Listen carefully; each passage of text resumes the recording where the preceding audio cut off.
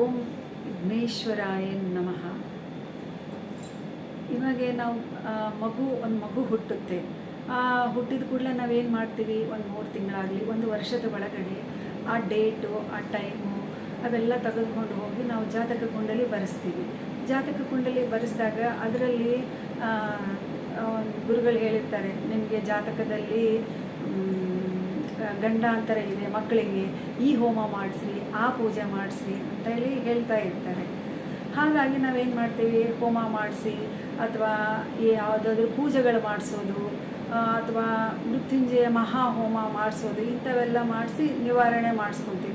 ಅದಕ್ಕೆ ಬಹಳ ಅಮೌಂಟು ಬಹಳ ಖರ್ಚಾಗುತ್ತೆ.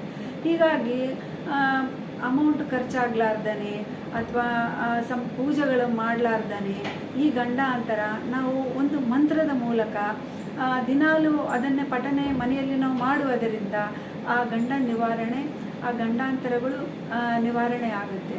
ಅದು ಯಾವ ಮಂತ್ರ ಅಂತ ಹೇಳಿದರೆ, ಓಂ ತ್ರಯಂಬಕಂ ಯಜಾಮಹೇ ಸುಗಂಧಿಂ ಪುಷ್ಟಿವರ್ಧನಂ ಊರ್ವಾರು ಕಮ್ಯೋ ವಂದನ ಮೃತ್ಯೋರ್ಮುಕ್ಷಿ ಅಮಾಮೃತ ಅಂತ ಹೇಳಿಬಿಟ್ಟು ಈ ಮಂತ್ರನ ನಾವು ದಿನಾಲು ಪಠನೆ ಮಾಡಿದರೆ ಅದರಿಂದ ಬರೋ ಯಾವ ಥರ ಅಂತ ಹೇಳಿದರೆ, ನಾವು ದಿನಾಲು ಬೆಳಗ್ಗೆ ಈ ಮಂತ್ರನ ದೇವರ ಹತ್ರ ಪಠನೆ ಮಾಡಿ ಹೋಗಿದರೆ ಮನೆಗೆ ನಾವು ಸೇಫಾಗಿ ಬರ್ತೀವಿ ಅಂತ ಒಂದು ನಂಬಿಕೆ ಇದೆ. ಅಷ್ಟು ಪವರ್ಫುಲ್ ಮಂತ್ರ ಇದು. ಎಲ್ಲರೂ ಈ ಥರ ದಿನಾಲು ಪಠನೆ ಮಾಡುವುದರಿಂದ ಅದರ ಫಲವನ್ನು ಪಡೆಯಿರಿ. Thank you so much.